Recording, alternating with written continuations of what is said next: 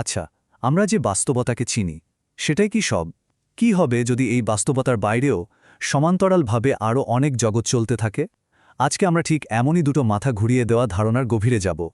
মজার ব্যাপার হলো দুটো ধারণার নাম একই, কিন্তু তাদের জগৎ দুটো একেবারে আলাদা। একটা এসেছে ফিজিক্স থেকে, আরেকটা ফিলসফি থেকে। চলুন এই অদ্ভুত যাত্রায় সামিল হওয়া যাক। আপনি মরতে পারবেন না মানে কি এর চমকে যাওয়ার মতোই একটা কথা, তাই না?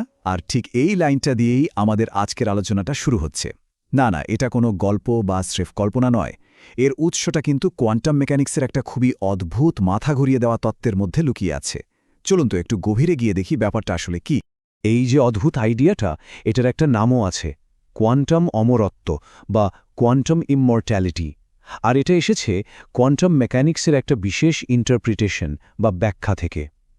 এমন একটা ব্যাখ্যা যা আমরা বাস্তবতা বলতে যা বুঝি তার একেবারে গোড়ায় গিয়ে নাড়া দেয়। তো প্রশ্ন হল, এটা কাজ করে কিভাবে? এর মূলে আছে বহুবিশ্ব ব্যাখ্যা বা ম্যানি ওয়ার্ল্ডস ইন্টারপ্রিটেশন। এই তত্ত্বটা বলছে যে যখনই কোয়ান্টাম লেভেলে এমন কোনো ঘটনা ঘটে যার একাধিক সম্ভাব্য ফলাফল হতে পারে, ঠিক তখনই মহাবিশ্বটা ভাগ হয়ে যায়। মানে যতগুলো সম্ভাব্য ফলাফল, ততগুলো নতুন সমান্তরাল বাস্তবতার শাখা তৈরি হয়ে যায়। একটা উদাহরণ দিলে ব্যাপারটা পরিষ্কার হবে। ধরুন একটা কয়েন টস করা হলো।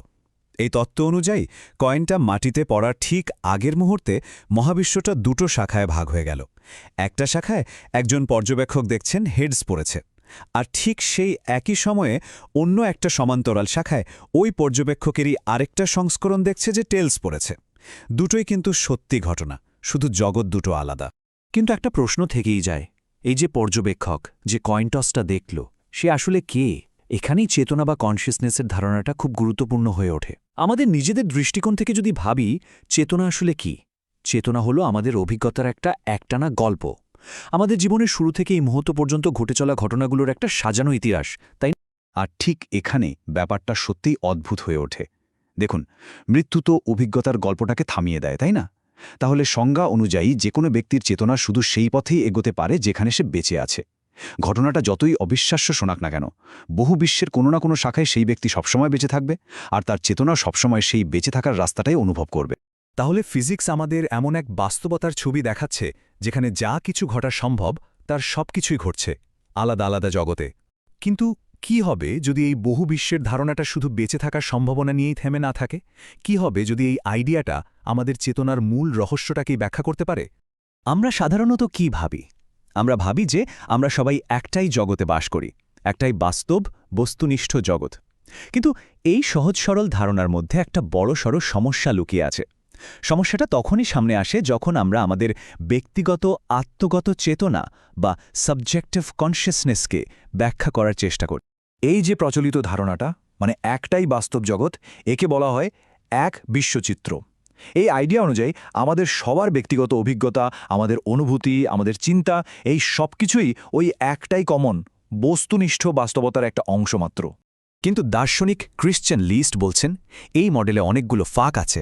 যেমন, এটা ব্যাখ্যা করতে পারে না যে আমাদের অভিজ্ঞতাগুলো কেন এত ব্যক্তিগত, এত ফার্স্ট পারসন হয়।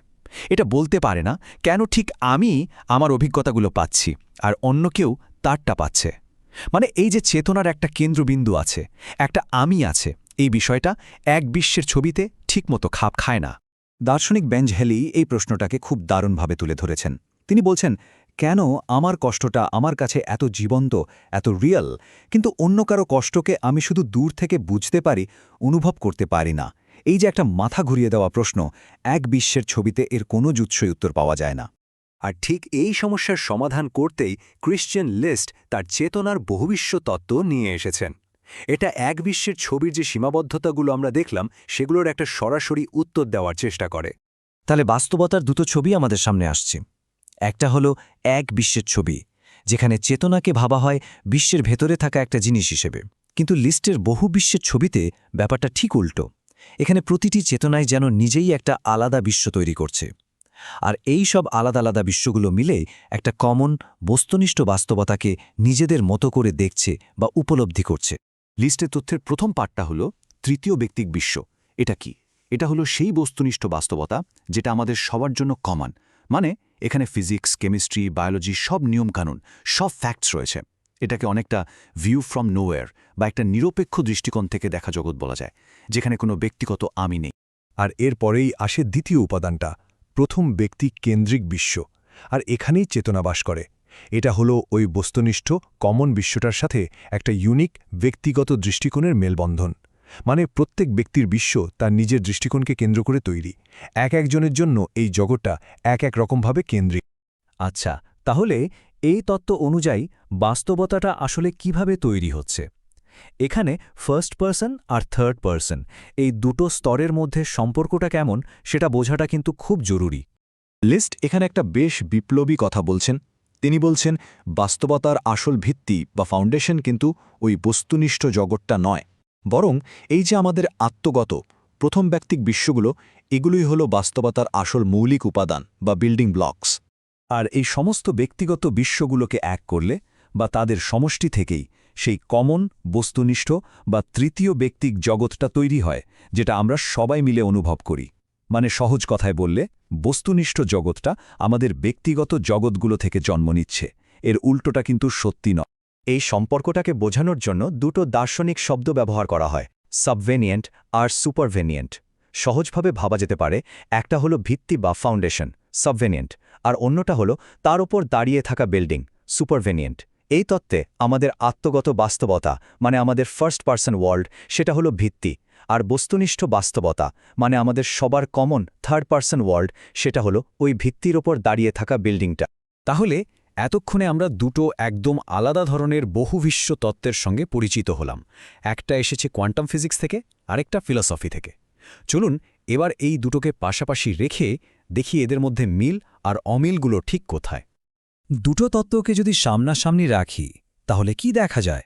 দেখুন, কোয়ান্টাম এমএমআই এর জন্ম হয়েছে ফিজিক্স থেকে, কোয়ান্টাম মেজারমেন্টের সমস্যা সমাধানের জন্য।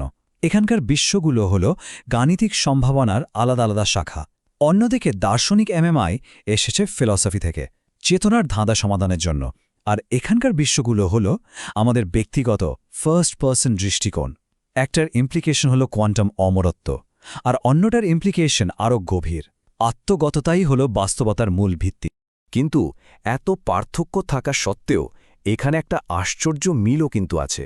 দুটো তত্ত্বই নিজেদের একদম আলাদা রাস্তা দিয়ে হেঁটে এসে একটাই ধারণাকে চ্যালেঞ্জ করছে, এই যে একটাই মাত্র পুরোপুরি বস্তুনিষ্ঠ বাস্তবতা আছে এই ধারণাটাকে।